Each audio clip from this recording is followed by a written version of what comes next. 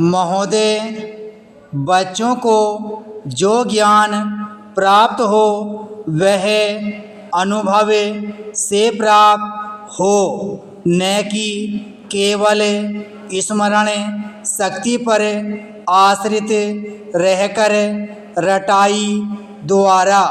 उन्होंने सोचा था और उच्चतम शिक्षा शास्त्रियों का भी यही विचार है कि इस प्रकार से प्राप्त ज्ञान बच्चों में जागरूकता, कार्यकुशलता, स्वतंत्र भावना पैदा करता है, जो इस जीवन के संग्राम में बहुत सहायक हो सकता है।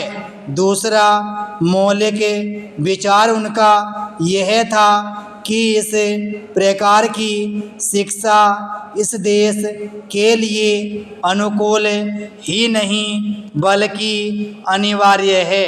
बच्चों से जो कुछ भी काम कराया जाए वह उत्पादक काम हो और उससे जो कुछ भी पैदा हो उससे शिक्षा का व्यय यदि पूरा नहीं तो अधिकांश निकल सके, क्योंकि यदि शिक्षा का व्यय दूसरे प्रकार से निकालने का प्रयत्न किया जाएगा तो वह बोझ इतना बड़ा होगा कि शिक्षा सार्वजनिक नहीं बन सकेगी। पिछले वर्षों में जो कुछ भी विचार किया गया था या प्रयोग करके देखा गया, उससे जहाँ तक मैं समझता हूँ वही निष्कर्ष निकाला जा सकता है जो पहले सम्मेलन में हुई बहस से निकाला जा सकता था। हमारे शिक्षा शास्त्रियों ने इस पद्धति की अनुकूलता और श्रेष्ठता तो मान ली थी, पर उनकी दृष्टि में इसके द्वारा शिक्षा का व्यय निकालना असंभव ही नहीं, अनुचित भी था। प्रयोग से देखा गया है कि इस पद्धति की उपयोगिता है और इससे पूरा नहीं तो अधिकांश व्यय निकाला जा सकता है। यह मैं प्राथमिक और माध्यमिक शिक्षा के संबंध में कह रहा हूँ।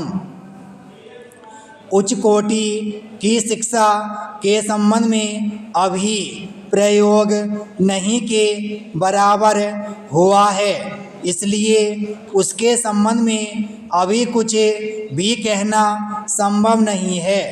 इतना होते हुए भी हम देखते हैं कि इस पद्धति को उतना प्रोत्साहन नहीं मिला और न इसका उतना प्रचार ही हुआ जितना होना चाहिए था और जितना स्वराज्य प्राप्ति के बाद हम कर सकते थे।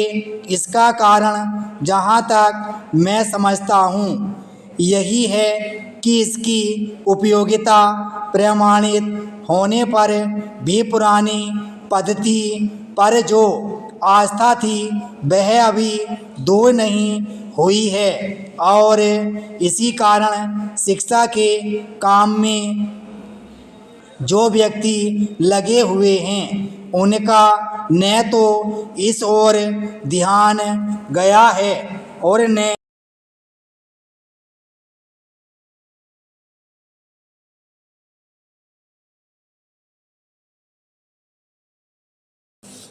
आज भी हम इतना ही कह सकते हैं कि इस पद्धति का अभी केवल प्रयोग ही किया जा रहा है इसे राष्ट्रीय कार्यक्रम मानकर हमारी सरकार ने उसको चालू करने का निश्चय किया है और क्रियात्मक रूप से कुछ करने की बात तो नहीं के बराबर ही है। विराम स्टॉप।